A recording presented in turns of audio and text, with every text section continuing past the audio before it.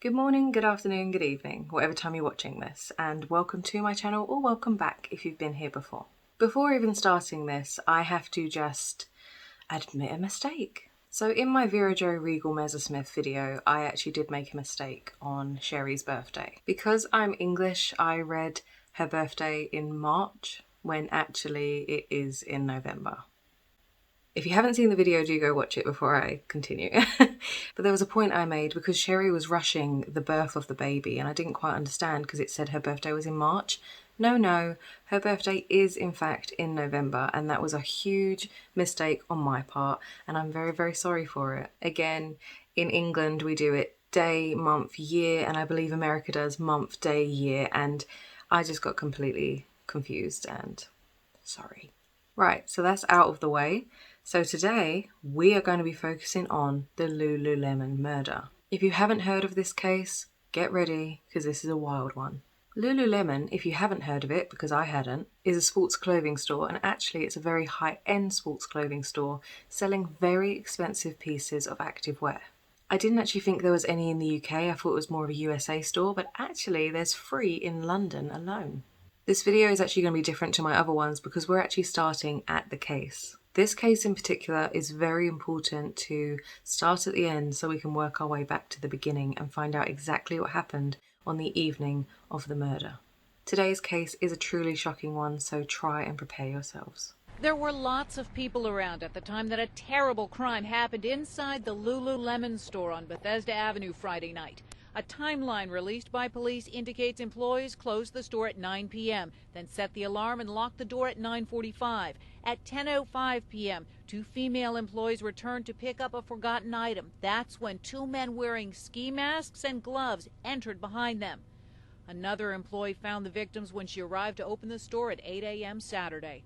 Police think it was a crime of opportunity, a robbery that turned into rape and murder. On March the 12th, 2011, work at the Lululemon store resumed as normal. The store manager came in to open up when she realised she didn't need to use her key. The store was already open, and upon entry she found merchandise thrown across the main floor. She did not realise what she was about to discover in the back room. Hearing noises from the back of the store, she was too frightened to go any further, so she decided to ask a stranger if he would come and accompany her. When they got to the back of the store, they found her employee tied up with cuts all over her face and superficial cuts to her body, and they also found her co-manager dead, lying in a pool of her own blood. Brittany Norwood was tied up with zip ties and she was terrified, but she was alive. Jayna Murray was found deceased in the staff toilet.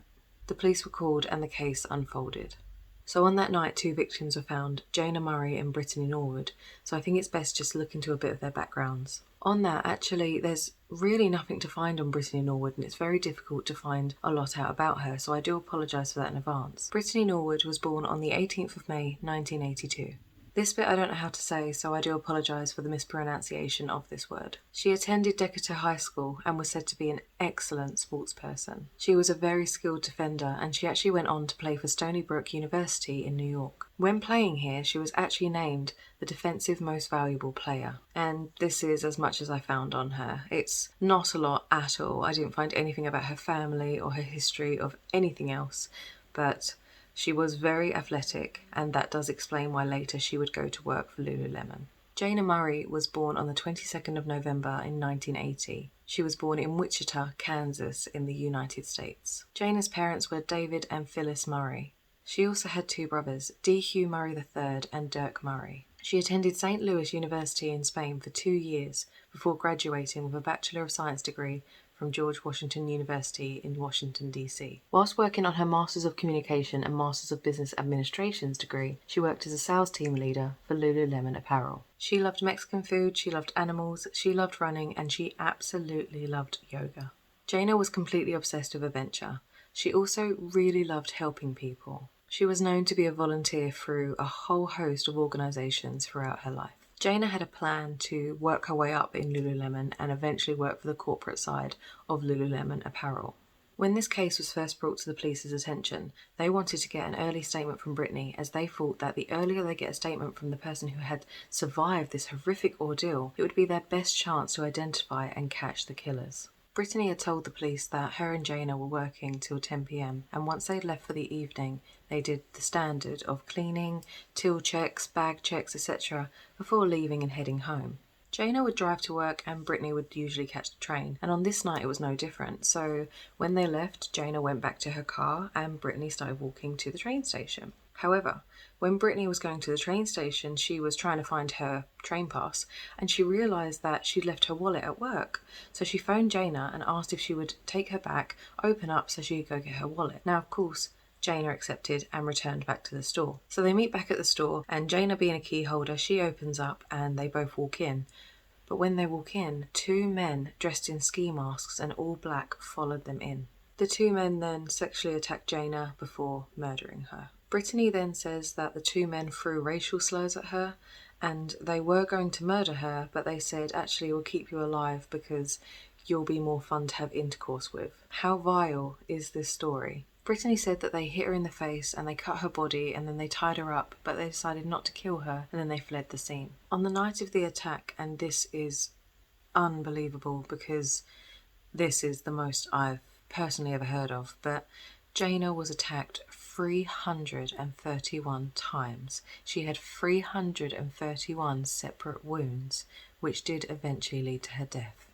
Brittany had a slash cut to the head and she had cuts to her body. The cuts on her body were quite light, but the one on her head was quite severe. The police then questioned Brittany's witness statement. They were honestly a bit mystified because the idea that two men had followed these two girls in when they wouldn't have known that they were there just seemed really brutal and really unusual to a standard killer. Jayna and Brittany did not know that they would be back there that night, so how would killers have known that they'd be back there? And the idea that two random people on the street just saw them go in and thought, this is my time to go and attack, just seemed a bit too far-fetched.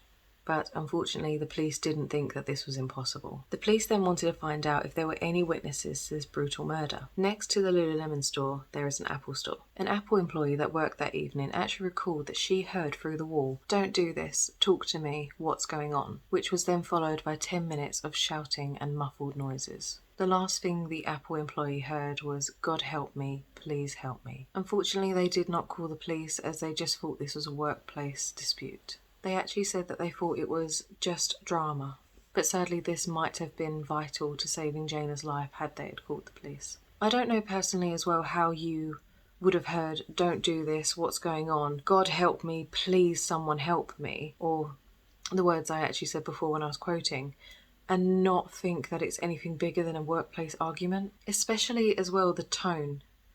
The tone of the voices or voice must have been really frightened and quite desperate, honestly, and I just don't understand why you wouldn't have phoned the police. I mean, honestly, my opinion's neither here nor there. They didn't phone the police and unfortunately Jayna was not saved that evening. The Lululemon store had no CCTV in place, so they used the CCTV from the Apple store next door, which indeed did show two men wearing all black, which matched the description and timing that Brittany had told the police. On the back of this, the police did actually phone around stores that sold ski masks and see if they sold any recently. They also found a man who was very close in the description of Brittany's witness statement, and they did follow this man, but he actually found out to be completely innocent. The two men found on the CCTV were also found, but they were actually just walking home from work. They worked in a restaurant and their uniforms were all black, so these men were found to be innocent too. Police then wanted to go back and ask Brittany for another statement, just to kind of ensure that they've got all the details right from that evening. But when they started asking Brittany for her statement again, things started changing, which then caused Brittany to become the prime suspect. The police and specialist teams were going over evidence from the crime scene when they actually stumbled across a piece of evidence that would be crucial in finding the killers. They had found Jayna's car. Jayna's car was parked 3 blocks away from the store and it was covered in blood. So what did the blood test results show? That the blood in the car was of Jayna and Brittany. The police called Brittany in again, but this time Brittany had actually shocked the police because she wanted to speak to them. She said that she remembered a bit of evidence that would be very helpful into solving the murder. Brittany wanted to tell the police that actually on the night she had been in Jayna's car. Brittany told the police that she'd actually been in Jayna's car because the two masked men had told her to move the car so that it wouldn't raise suspicion. She was told that once she had hidden the car, she had to come straight back, otherwise they would kill her.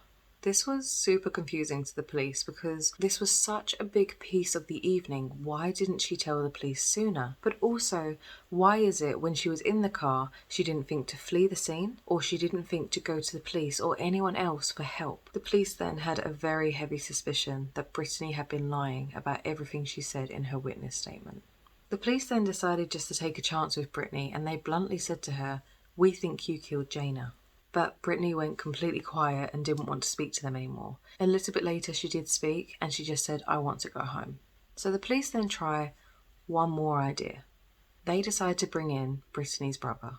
The police thought it would be the best idea to give the brother alone time with Brittany because Brittany is most likely to be most truthful to him. But of course the police are watching in another room on a secret camera. Tell me right now. Did you do it? I just don't want to talk about it here. So her brother comes in, and the very first thing that Brittany says to him is there any cameras in this room? And he replies, "No, I checked." The police then must be thinking they know what's coming next, because whose first words to their brother is there any cameras in this room? If you're innocent, that wouldn't be the first thing that you would be asking someone. A bit more conversation is had, but then Brittany finally says to her brother that she is nervous that her family is going to be disappointed in her. But then she does finally tell him, "I'm sorry, I don't know what to say, I didn't know what to do, it happened, I don't know what to do." And with this, the police had enough evidence to arrest Brittany Norwood on the murder of Jayna Murray.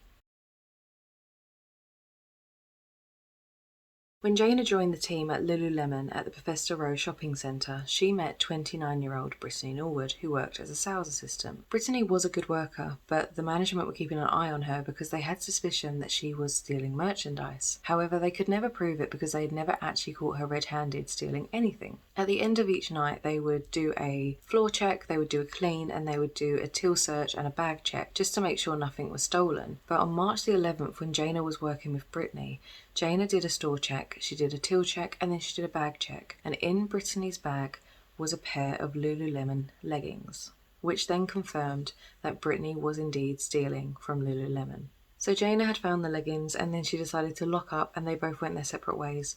Jayna went to her car and Brittany went to the train station. But then Jayna got a phone call from Brittany to say that she had left her wallet in store. So Jayna then returned to the store, parking her car out the front, and then opened the door so that Brittany could go in and get her wallet. Brittany knew that she would return to the store because one, she was the key holder, and two, Jayna was so nice and helpful that she was of course going to let Brittany go back into store to grab her wallet, even though she had just found out that Brittany had been stealing. So Jayna opens up the store and Brittany follows in behind her, and once they're in the store, things take a hideous turn. The store had a toolkit that the workers knew about, so when Brittany went to the back of the store to go and find her wallet, she actually went to go and find the toolkit. Brittany then takes from the toolbox a knife, a box cutter, a merchandise peg, and a hammer, and proceeds to attack Jayna with these items. So as I said before, Jayna had 331 wounds that were found in a post-mortem. Jayna was ultimately killed by a stab wound to the back of her neck that actually went into her brain. This particular wound meant that Jayna was no longer able to function or fight back. The severity of her wounds overall meant that she had no chance to survive. Once Brittany was sure that Jayna would die, she decided to move Jayna's car 3 blocks away so it wouldn't immediately have been found. She then spent 90 minutes in the driver's seat working out a cover story which she would hope would get her away with murder. She then thought of the story that I mentioned earlier, which ultimately became her cover story. She then got a pair of men's work boots and she trod it around Jayna's blood around the store to make the concept of 2 masked men seem more believable. She then gave herself a wound on the head and she made cuts on her stomach, and then she tied herself up in zip ties and waited for the next day for her store manager to come and open up.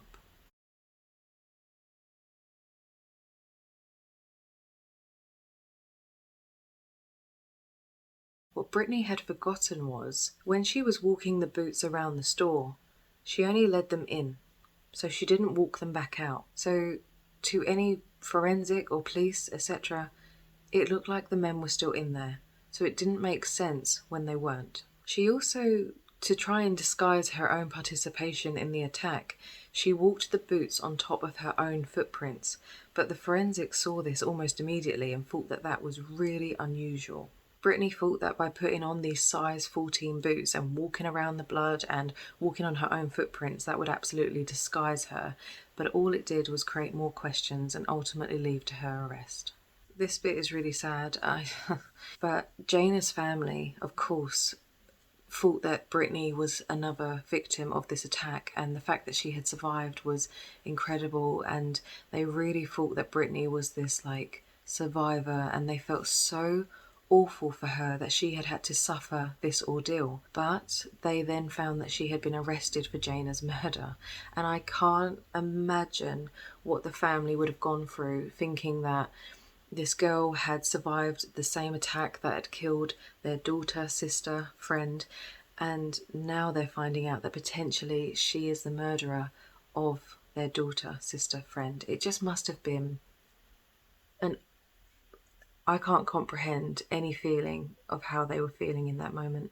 Throughout the course of the investigation, it was then found out that Brittany was a known liar and she did steal. There was actually a previous incident where Brittany had gone to the hair salon, had her hair done, and then at the end she said, "I can't pay because someone has stolen the wallet from my bag," but it was just a ploy so that she could get her hair done for free. Brittany's former soccer teammate Liana Just actually said, "She was my best friend, but we fell out. The girl is like a klepto." Just then claimed that Brittany had stolen clothing and money from her. During the 6-day trial for the Lululemon murder in January 2012, Brittany's defense team did not one time deny that Brittany had killed Jayna. They did, however, argue that the murder was not premeditated. They also successfully argued that the information about the stolen leggings was not relevant to the trial because it was hearsay, so Jayna's attorneys were never able to say the true motive of the killing to the jury. And because of this, there has never been an understanding of the true motive as to why Brittany killed Jayna on that evening. According to one juror, they said that they asked the rest of the jurors who thought it was first-degree murder, and every single juror put their hand up. Brittany Norwood was found guilty for first-degree murder and sentenced to life in prison without parole.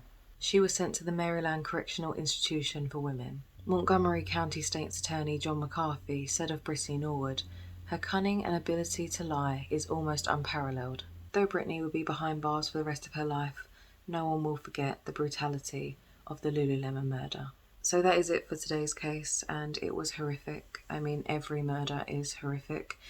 But the fact that poor Jayna did nothing wrong and she was attacked 331 times just makes this one of the most evil cases that I can think of. Brittany, in a lot of her testimony, was very much that she didn't know what she was doing and she acted impulsively. But if she had hit her 1 or 2 times, okay. Sure, she acted impulsively. When you can get to 331 attacks on a person, where was the stopping point? Where was the point where you realised what you were doing and thought, no? I'm pretty sure I read that one of the final blows was to the back of the neck, and that's the one that ultimately killed Jayna. So why didn't Brittany stop? I think unfortunately Jayna's wounds were so severe, as it said earlier, there was no way that Jayna would have survived. But I just think it's so sad that Jayna was such a nice person, so ambitious, had her whole life ahead of her, and then it was cut so short by Brittany Norwood.